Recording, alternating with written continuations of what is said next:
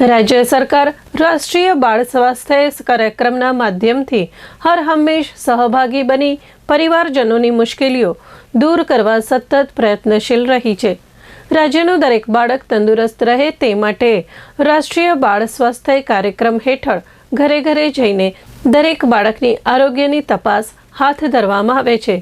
આ કાર્યક્રમના પરિણામે અનેક નાંદુરસ્ત બાળકોને નવજીવન મળ્યું છે, જેમાં કચ્છના મુન્દ્રા તાલુકાના ગોયરસમા ગામની 9 માસની નાયરા જગદીશભાઈ આયડીને જન્મજાત હૃદયની ખામીની આ યોજના હેઠળ સફળ શસ્ત્રક્રિયા થતાં જ નાયરાને નવું જીવન મળ્યું હતું।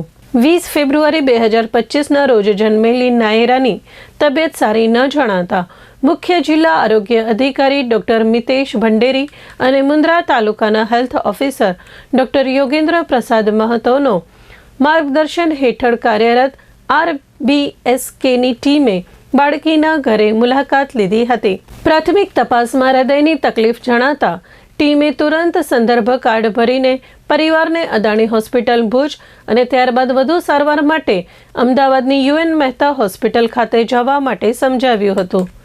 UN મહેતા હોસ્પિટલ ખાતે બાળકીના જરૂરી રિપોર્ટ બાદ તેને હૃદયમાં કાણું હોવાનું નિદાન થયું હતું। ડોક્ટરોની ટીમે સફળતાપૂર્વક તારીખ 4 નવેમ્બરના રોજ ઓપરેશન કરીને ક્ષતિ દૂર કરી હતી।